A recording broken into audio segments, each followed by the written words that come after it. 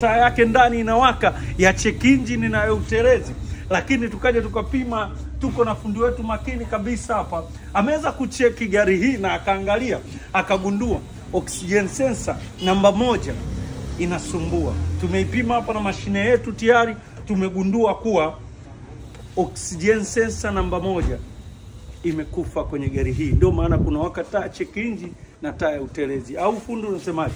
Hebu waeleze na hebu jaribu kupima ili waone, wasije wakasema labda hatupimi. Hebu chukua, angalie anapofanya mambo fundi wetu hapo, ili waweze kuona ni nini kinafanyika Imagito. Hakuna ujanja, hakuna mambo ya ujanja kupita kona, kwa sababu Imagito tumejipanga kwa ajili ya kazi na wala sio maneno.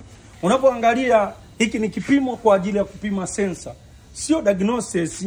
Diagnosis inakuambia, lakini utajuaje kuwa hiyo sensor kweli imekufa?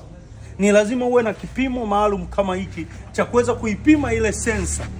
Kuipima ile sensor kuweza kuigundua. Inaweza kukuta hata tumeingiza float tu, alafu wewe mwenyewe ukasema bwana sensor imekufa. Utazipa sensor kesi kama utakuwa na mashine ambayo ya kuweza kuzipima sensor. Si tunapima, tunahakikisha hii sensor kweli iko vizuri na nini. Kama hii unavyoona, hii ndio nzima inasoma.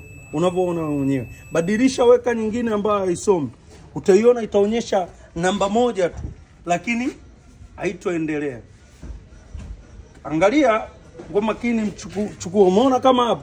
Hiyo ni oxygen namba 2, ambao namba 1 ambao tayari imepimwa ikakuta ni mbovu. Ile tuliyopima ya kwanza ni namba 2, ni nzima. Kwa hiyo namba 1 ndio ina tatizo katika gari hii. Kwa hiyo tunamalizana nayo hii kesi ya kuweka check engine na taa ya utelezi na kuweka bushi chini na kufunga steering brake ambayo tuliojaza bushi. Tutawaletea steering brake na muione kuwa mjue, na tuwaelekeze bushi zinapowekwa.